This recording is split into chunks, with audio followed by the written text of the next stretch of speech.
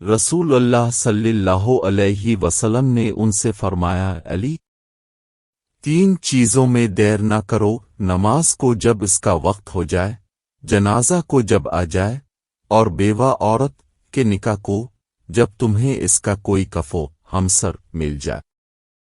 رسول اللہ صلی اللہ علیہ وسلم نے فرمایا، مومن کا خواب نبوت کا 46واں حصہ ہے۔ رسول اللہ صلی اللہ علیہ وسلم نے فرمایا، کوئی شخص اپنے بھائی کو اس کے بیٹھنے کی جگہ سے اٹھا کر خود اس کی جگہ نہ بیٹھ جائے۔ رسول اللہ صلی اللہ علیہ وسلم نے فرمایا، جس نے اللہ کے لیے کوئی مسجد بنائی، چھوٹی ہو یا بڑی، اللہ اس کے لیے جنت میں ایک گھر بنائے گا۔ رسول اللہ صلی اللہ علیہ وسلم سے پوچھا گیا، رمضان کے بعد کون سے روزے افضل ہے؟ آپ نے فرمایا، شعبان کے روزے جو رمضان کی تعظیم کے لیے ہوں۔ رسول اللہ صلی اللہ علیہ وسلم سے پوچھا گیا، کون سا صدقہ افضل ہے؟ فرمایا، رمضان میں صدقہ کرنا۔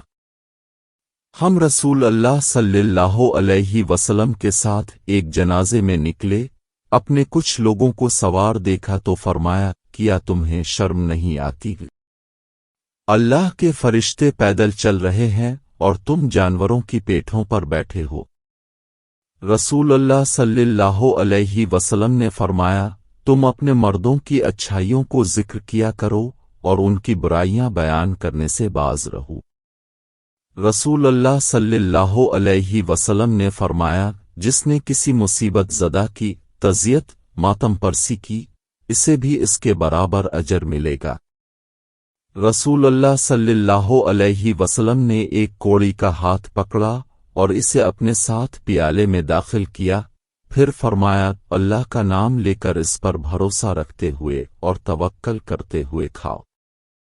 رسول اللہ صلی اللہ علیہ وسلم نے فرمایا، جب خون سرخ ہو اور جمع کر لے تو اسے 1 دینار، اور جب زرد ہو تو ½ دینار صدقہ کرے۔ رسول اللہ صلی اللہ علیہ وسلم نے فرمایا، ہر بال کے نیچے جنابت کا اثر ہوتا ہے، اس لیے بالوں کو اچھی طرح دھویا کرو اور کھال کو اچھی طرح مل کر صاف کرو۔ رسول اللہ صلی اللہ علیہ وسلم نے فرمایا، جو وضو پر وضو کرے گا اللہ اس کے لیے 10 نیکیاں لکھے گا۔ رسول اللہ صلی اللہ علیہ وسلم نے فرمایا، مسلمانوں پر لازم ہے کہ وہ جمعہ کے دن غسل کریں اور ہر ایک اپنے گھر والوں کی خوشبو میں سے خوشبو لگائے، اگر اسے خوشبو میسر نہ ہو تو پانی ہی اس کے لیے خوشبو ہے۔ رسول اللہ صلی اللہ علیہ وسلم نے فرمایا، 4 باتیں انبیاء و رسول کی سنت میں سے ہیں، ہاک کرنا، عطر لگانا، مسواک کرنا اور نکاح کرنا۔ رسول اللہ صلی اللہ علیہ وسلم نے فرمایا، بندہ کے اختیار میں جو چیز نہیں ہے، اس میں نظر صحیح نہیں ہے۔ رسول اللہ صلی اللہ علیہ وسلم نے فرمایا، رب کی رضا والد کی رضا میں ہے اور رب کی ناراضگی والد کی ناراضگی میں ہے۔ رسول اللہ صلی اللہ علیہ وسلم نے فرمایا، صلہ رحمی کرنے والا وہ نہیں ہے جو بدلہ چکائے، بلکہ حقیقی صلہ رحمی کرنے والا وہ ہے جو رشتہ ناتا توڑنے پر بھی صلہ رحمی کرے۔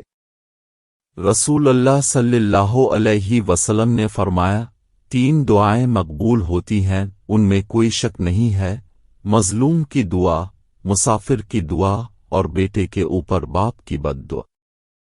رسول اللہ صلی اللہ علیہ وسلم نے فرمایا، تم میں سے کسی کے پاس 3 لڑکیاں یا 3 بہنیں ہوں اور وہ ان کے ساتھ اچھا سلوک کرے تو جنت میں ضرور داخل ہوگا۔